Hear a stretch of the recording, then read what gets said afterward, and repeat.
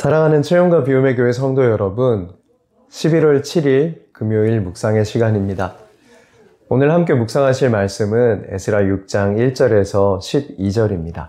한 목소리로 봉독하시겠습니다. 이에 다리오 왕이 조서를 내려 문서 창고 곧 바벨론에 보물을 쌓아둔 보물 전각에서 조사하게 하여 메데도 앙메다 궁성에서 한 두루마리를 찾았으니 거기에 기록하였으되 고레스 왕 원년에 조서를 내려 이르기를 예루살렘에 있는 하나님의 성전에 대하여 이르노니 이 성전 곧 제사 드리는 처소를 건축하되 지대를 견고히 쌓고 그 성전의 높이는 60규빗으로 너비도 60규빗으로 하고 큰 돌 3켜에 새 나무 1켜를 놓으라. 그 경비는 다 왕실에서 내리라.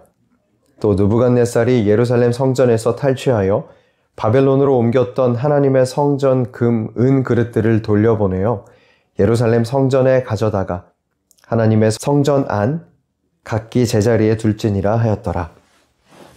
이제 유브라데 강 건너편 총독 다뜨네와 스달보스네와 너희 동관 유브라데 강 건너편 아바삭 사람들은 그곳을 멀리하여 하나님의 성전 공사를 막지 말고 유다 총독과 장로들이 하나님의 이 성전을 제자리에 건축하게 하라. 내가 또 조서를 내려서 하나님의 이 성전을 건축함에 대하여 너희가 유다 사람의 장로들에게 행할 것을 알리노니 왕의 재산 곧 유브라데강 건너편에서 거둔 세금 중에서 그 경비를 이 사람들에게 끊임없이 주어 그들로 멈추지 않게 하라. 또 그들이 필요로 하는 것 곧 하늘의 하나님께 드릴 번제의 숫송아지와 순양과 어린 양과 또 밀과 소금과 포도주와 기름을 예루살렘 제사장의 요구대로 어김없이 날마다 주어 그들이 하늘의 하나님께 향기로운 제물을 드려 왕과 왕자들의 생명을 위하여 기도하게 하라.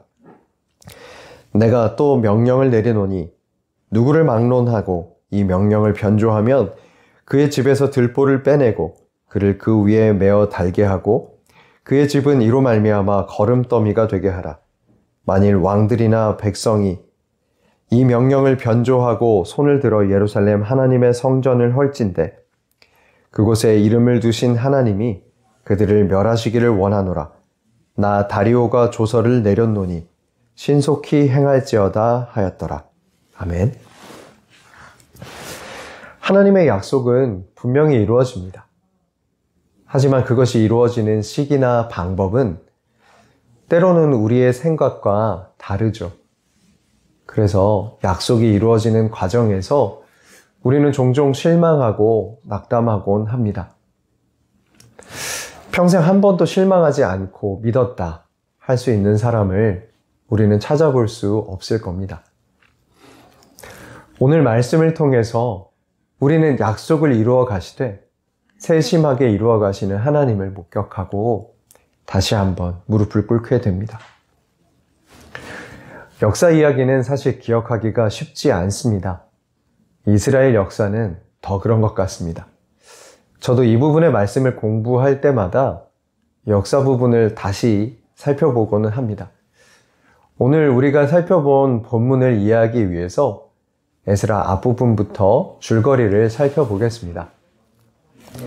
에스라는 고레스 왕의 칙령으로 유다의 포로들이 유다에 귀환하는 것을 기록하면서 시작합니다.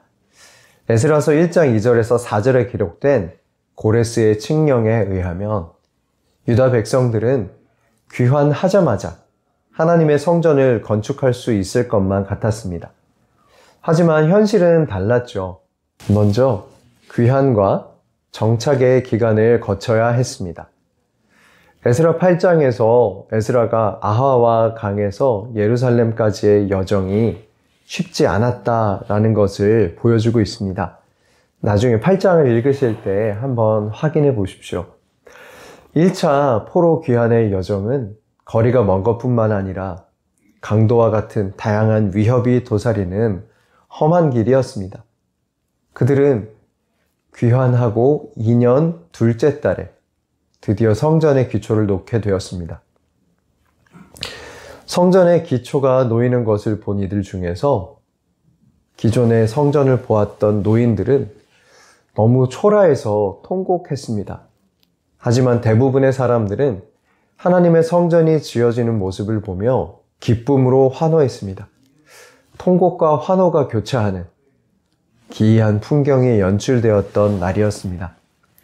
성전이 건축되고 있다는 소식을 들은 이주민 이방인들이 그들의 성전 건축을 돕겠다고 찾아왔습니다. 하지만 그들은 하나님을 향한 신앙을 가지고 성전 건축에 참여하겠다고 한 것이 아니었습니다. 단지 유다 지역에서 자신들의 지분을 확보하기 위한 것이었죠. 이 사실을 간파한 이스라엘은 그들의 도움을 거절합니다. 그러자 역시나 그들은 조력자가 아니라 방해자였다는 사실이 드러납니다. 그들은 페르시아의 관리들에게 뇌물까지 주며 건축을 방해했습니다. 성전의 건축이 재개된 후에 유다 지역을 포함해서 넓은 지역을 다스리고 있던 총독이 그들을 찾아왔습니다. 유다 장로들은 총독에게 하나님의 성전 건축이 고레스의 칙령에 의해서 시작된 것이니 당연히 계속해서 진행되어야 한다고 대답을 했습니다. 총독은 그들의 말을 듣고 당시의 왕이었던 다리오에게 서신을 보내서 유대 장로들의 말이 사실인지 진위를 가려달라고 요청합니다. 고레스 왕의 칙령이 내려진 지 얼마 안 되었던 시점에도 건축을 강제로 중단시켰는데 다리오가 이런 지방 구석의 한 성전을 건축하는 일에 열심을 내서 진위를 가려서 성전 건축을 재개하게 할 확률이 얼마나 되겠습니까? 그런데 하나님의 뜻에 따라 시작한 건축이었기 때문에 하나님께서는 다리오를 통해서 역사하십니다. 다리오는 총독의 요청대로 그런 명령이 있었는지 문서 창고들을 수색하게 했습니다. 그리고 마침내 여름 궁전이었던 앙메다 궁성에서 고레스의 칙령이 발견되었습니다. 고레스의 칙령은 정말 있었습니다. 에스라는 정식 문서들을 소개할 때 당시 공식 문서에 쓰던 아람어를 사용해서 이것이 공식 문서의 내용을 그대로 옮긴 것이라고 강조하고 있습니다. 고레스의 조서에는 성전의 규모도 기록되어 있었습니다. 성전의 높이와 길이와 너비를 60규빗으로 하고 돌로 3층, 목재로 4층을 지으라고 했습니다. 솔로몬 성전의 규모가 길이 60규빗, 너비 20규빗, 높이 30규빗이었습니다. 오히려 솔로몬 성전보다 너비는 3배, 높이는 2배나 되는 규모로 지으라고 명령한 것이죠. 물론 여러 상황 때문에 훨씬 작은 규모로 짓기는 했지만 고레스 칙령의 내용으로 볼 때 고레스가 하나님의 성전 건축에 정성을 들였다는 것을 알게 됩니다. 성전의 건축비는 모두 왕실 재정으로 부담할 것이고 느부갓네살이 탈취했던 예루살렘 성전의 기물들은 모두 제자리에 돌려놓을 것을 명령하는 내용이 고레스 칙령에 기록되어 있었습니다. 그 사실이 확인된 것이죠. 다리오가 이 내용을 확인해 준 것만 해도 놀라운 일입니다. 그래서 그냥 건축을 계속해라 이렇게 내버려 두기만 해도 감사한 상황이죠. 그런데 다리오는 다른 칙령을 내려서 총독에게 그들의 성전 건축을 도우라고 합니다. 내용은 이렇습니다.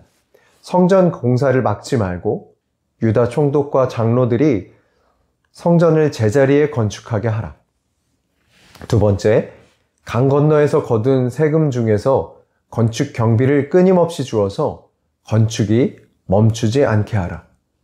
적극적으로 협력하라는 명령이죠. 세 번째, 그들이 하나님께 번제로 드릴 것들을 제사장의 요구대로 어김없이 날마다 주어 그들이 왕과 왕자들의 생명을 위해 하늘의 하나님께 기도하게 하라. 유일신으로 하나님을 예배하는 것은 아니지만 페르시아의 방식대로 왕이 하나님을 자신이 예배하는 신 중에 하나로 삼겠다는 것이죠. 하나님께 매일 예배하는 제물을 페르시아에서 바치겠다고 하는 것입니다. 그리고 이 명령을 변조하면 죽이고 그 집은 거름더미로 만들겠다라고 덧붙였습니다. 우리 에스라 6장 11절, 12절 말씀을 같이 읽겠습니다. 내가 또 명령을 내려노니 누구를 막론하고 이 명령을 변조하면 그의 집에서 들보를 빼내고 그를 그 위에 메어 달게 하고 그의 집은 이로 말미암아 거름더미가 되게 하라. 만일 왕들이나 백성이 이 명령을 변조하고 손을 들어 예루살렘 하나님의 성전을 헐진대 그곳에 이름을 두신 하나님이 그들을 멸하시기를 원하노라. 나 다리오가 조서를 내렸노니 신속히 행할지어다 하였더라. 왕들이라도 그 명령을 변조하고 건축하는 성전을 헌다면 하나님이 그들을 멸하시기를 원한다. 놀라운 말입니다. 그리고 다리오는 신속히 행하라 라고 명령했습니다. 이 얼마나 이해하기 어려운 놀라운 일입니까? 고레스 칙령도 놀랍고 총독의 요청대로 그 칙령을 찾은 것도 감지덕지인데 다리오가 자신의 칙령을 또 내려서 엄격하게 시행하도록 명령합니다.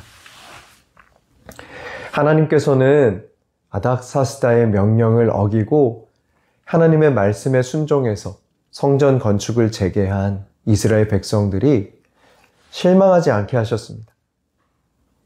건축 2년 후에 15년이나 중단되어 있던 이 성전은 재개된 지 4년 만에 완료되었습니다.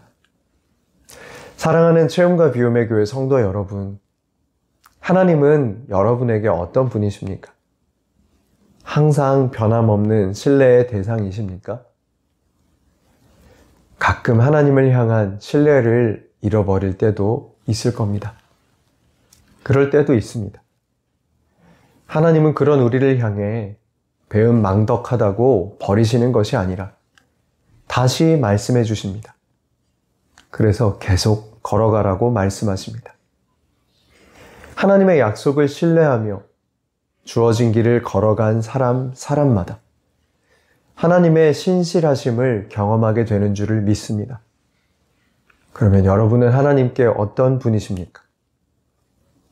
그분의 말씀 앞에 무릎 꿇고 순종하고 계십니까? 많은 실수를 하고 어리석은 선택도 했지만 결국 하나님의 말씀에 순종하는 선택을 했던 아브라함, 그 아브라함을 성경은 하나님의 벗이라고 합니다. 우리가 하나님의 벗으로 살아갑시다. 그분이 우리에게 주셨던 신뢰처럼 우리도 하나님께 작은 신뢰를 내어 드립시다.